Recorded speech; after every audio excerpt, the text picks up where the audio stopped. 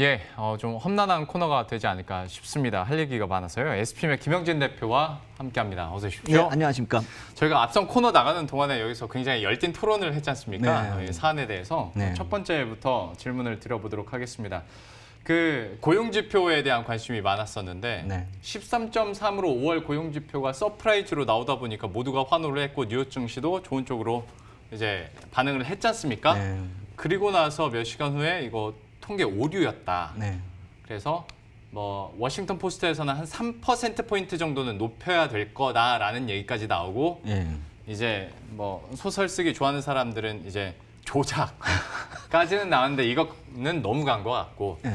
이걸 어떻게 해석해야 될까? 그러니까 대세 자체, 회복된다는 대세 자체는 그대로인 것 같은데 그러면 만약에 3%포인트를 올렸을 때 16%대 실업률을 시장이 어떻게 해석할까? 뉴욕 시장이 네. 물론 이건 시간이 지나서 봐야겠습니다만 네. 좀 어떻게 해석하고 예, 계십니까? 그래서 이제 그거보다 좀 더 자세한 뭐 외신이 들어오나 이렇게 찾아봐도 아직은 뭐 들어오는 게 없고요. 네. 그게 이제 3월부터 그런 오차가 3월부터 계속 시작돼서 여태까지 왔다라고 보니까 결국에 월별 단위로 전달 대비로 했을 때는 결국 5월 달에 개선이 된 건 확실한데 네. 전체적인 레벨이 3월 달부터 5월 달까지의 그 실업률 레벨이 좀 아래쪽으로 가야 되는 건 맞는 거죠. 네. 하지만 제가 봤을 때는 개선되고 있는 그 진행 방향이 중요한 것이지 절대 수치는 중요하다라고 생각이 안 들죠. 네. 왜냐하면 너무나 안 좋았던 지표들이 지금 공개되고 있기 때문에 네. 그리고 제가 봤을 때는 이제 7월부터 이게 가시화될 거라고 개선이 가시화될 거라고 생각이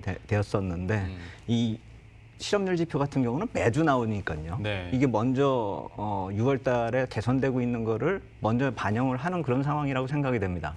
그러니까 만약에 다른 지표들도 매주 공개가 되면은 이렇게 좀 어느 정도 비교를 하면서 이렇게 추측을 할 수가 있겠는데 그게 아니라 이 같은 경우는 매주 나오는 것이고 다른 지표들은 대부분이 한 달에 한 번씩 나오기 때문에 네. 지금 6월 달에 나오는 지표들이 5월 달 거가 나올 거란 말입니다. 지표가. 그러니까 당연히 안 좋게 나오겠죠. 하지만 실업률이 먼저 이렇게 반등치고 있는 그런 모습을 본다면은 이제부터 7월부터는 펀더멘털 변화도 우리가 기대해 볼 만하다라는 것이죠. 그래서 오늘 말씀을 드리려고 했던 거는 그러한 지나간 안 좋은 것보다는 향후의 펀더멘털 개선 쪽 그리고 유동성으로 한정된 시장이 아니라 이제부터는 본격적인 상승도 한번 우리가 좀 봐야 되지 않느냐 예, 그 말씀을 드리려고 합니다. 그러면 그 본격적인 상승 얘기하기 전에 그러면 이것도 한 가지만 이건 진짜 어떤 소설의 영역일 수는 있는데 고용지표 발표하고 나서 뉴욕 증시가 꽤 올랐잖아요. 네. 뭐 되돌림도 그냥 가능합니까? 이런 오류 뉴스 때문에? 아니면 이것도 역시 시장 지표도 대세대로 위쪽으로 그냥 계속 연속성 있게 가는 겁니까? 지금 해외 선물을 봐도 전혀 영향이 없고요. 그리고 아까 말씀을 드렸듯이 방향에 있어서는 지금 틀었다라는 게 더 중요하다고 생각이 네. 됩니다. 그게 언제 트는가가 굉장히 관심이 많았었는데요. 그 절대치보다도 방향이 중요하다라고 생각이 되고 예.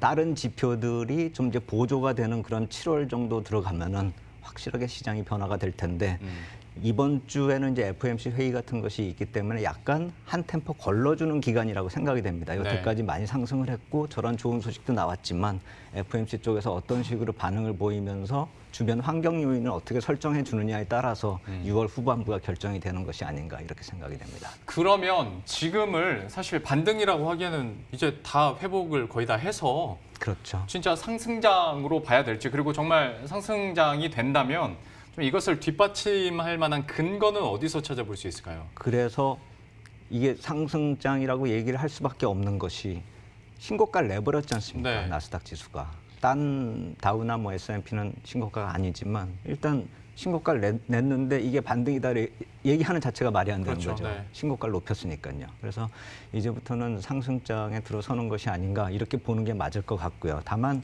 우리 시장이나 이머징 마켓 쪽은 아직은 그런 상승의 기미로 들어간 것이 아니기 때문에 우리는 반등이다 이렇게 볼 수가 있겠죠. 2018년에 고점을 친 거를 아직도 2년째 회복을 못 하니까요. 하지만 미국 시장이 주도하는 장에서 본다면은 이제부터는 상승장에 맞춰서 우리도 전략을 세워야 되는 게 아닐까 따라갈 테니까요. 해서 우리는 반등이더라도 상승장을 쫓아가는 반등이 될 테니까 우리도 여태까지의 시각으로 볼 것은 아니다 이렇게 생각이 됩니다. 예. 그래서 해외 투자하시는 분들 이렇게 만나 보면은 요새 이 글로벌 해외 투자 이거에 대해서 굉장히 적극적으로 이렇게 임하시거든요. 그러니까 한마디로 쉬고 싶지가 않다라는 겁니다.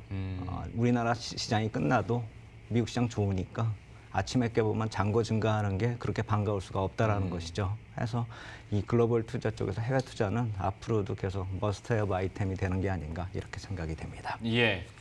참 저희가 걱정을 했던 대로 첫 번째 질문으로 거의 뭐 한 10분 가까이 얘기하게 되는 것 같은데 뭐 비슷한 맥락에서 계속 얘기를 나눠보자면 그러니까 지금 원달러 환율도 어느샌가 보니까 이제 1,200원 완전 극초반까지 내려왔고 네. 어떤 위험 자산에 대한 선호는 확실히 나타나는 것 같습니다. 그런 흐름들, 지표들도 한번 체크해 주시겠어요? 네, 그래서 이머징 채권 지수 쪽을 제가 중심으로 해서 이 위험 자산 쪽을 항상 말씀을 드리는데 이게 지난 주말에 상당히 강하게 반등을 했습니다. 그리고 다른 쪽에 이제 달러 말씀을 하시는데 달러가 약세로 들어서고 있는 그런 모습을 봤을 때는 유동성도 어느 정도 도움이 되고 있는 건 사실입니다. 물론 그런 약세 요인들이 뭐 ECB하고도 연관이 됐고 뭐 미국 채권 발행도 지난주에 안 했기 때문에 예. 뭐 복합적인 요인이 있기 때문에 단순히 이머징 채권 쪽으로 뭐 매수세가 왔다거나 이머징 자산이 강세다 이렇게 얘기할 수는 없겠지만 예. 지금 유동성이 들어오고 있는 속도는 점점 줄어들고 있거든요. 5월 마지막 주나 6월 첫째 주 놓고 보더라도 한 600억 달러밖에 지금 들어오지 않았어요. QE 쪽에서요. 그래서 연준 자산이 올라가는 속도가 많이 늦어지고 있는데 이 상황에서 지금 신고가를 냈다라는 점을 본다면 유동성만의 장세는 아니다 이렇게 볼 필요가 있어 보이고 예. 말씀하신 그 이머징 채권 지수 저쪽을 보면 아래쪽에 빨간 선이 막 빠르게 올라오고 있지 않습니까? 근데 저 기술적 지표상으로 아주 중요한 레벨로 지금 진입을 한 겁니다. 그러니까 지금 최근에 폭락을 하기 전에 약간 질척거린 그런 2020년의 3월 구간하고요. 그리고 저 표를 가만히 보시면은 2019년 초에 지지로 좀 작용을 했었던 레벨까지 올라온 겁니다. 예. 2018년 쪽은 지지와 저항이 교차되는 그 구간이고요. 그러니까 저걸 넘어섰다라는 자체가 굉장히 의미가 있는 것이고요. 오렌지 선 박스권으로 표시한 부분이 지금 스프레드가 좀 벌어지기 시작했었던 그 구간인데 저 안으로 다시 스프레드가 좁아진다면 그러니까 위에 푸른색 선이 내려오거나 빨간색 선이 빨리빨리 지금처럼 올라가거나 한다면 이제부터 이머징 시장도 본격적으로 회복을 할 수 있다라고 봐야 되겠죠. 예. 외국인 매수세에 한해서요. 더 추가가 돼가죠.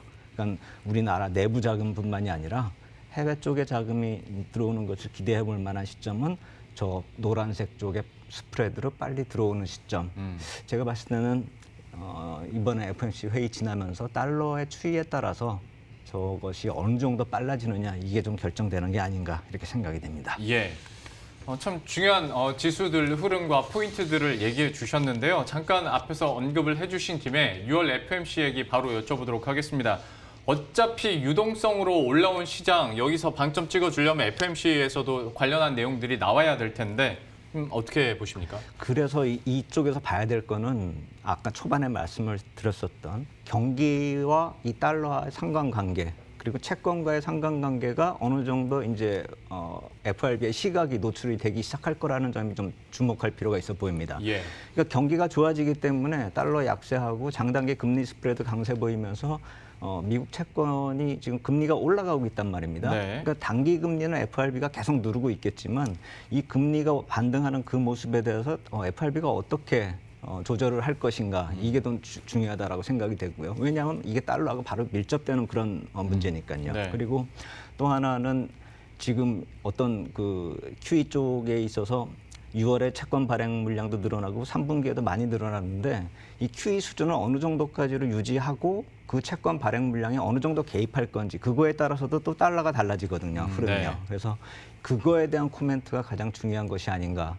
적극적인 QE를 추가한다라는 것은 사실 나오기가 힘들 거라고 생각이 되는데 제가 말씀드린 그런 사안들에 대해서 조금이라도 긍정적인 얘기가 나온다라고 한다면 또 한번 시장에 불을 붙이는 그런 모습이 되지 않을까. 이번 FOMC 회의는 한번 기대해 볼 만하지 않을까 이렇게 생각이 됩니다. 그러면 우리 시간으로는 한 주 후반 정도가 될 텐데 그렇죠. 그때 한번 더 큰 기회가 될 수 있을 거라고 보십니까? 저는 그 회의하고 맞물리는 게 지금 우리 동시만기일이거든요. 예. 동시만기일 쪽으로 흘러나오는 그 전망하고 이게 거의 비슷한 맥락의 얘기가 될 텐데 저는 좀 이번에는 긍정적으로 좀 흘러가지 않을까.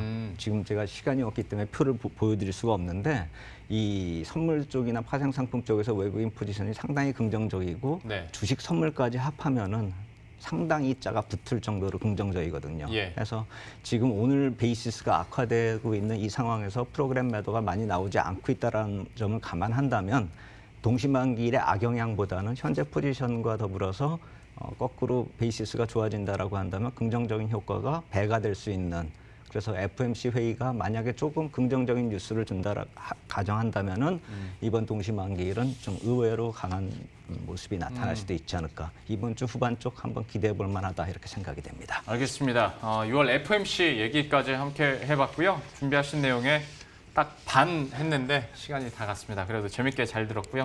SPM의 김영진 대표와 함께했습니다. 고맙습니다. 감사합니다.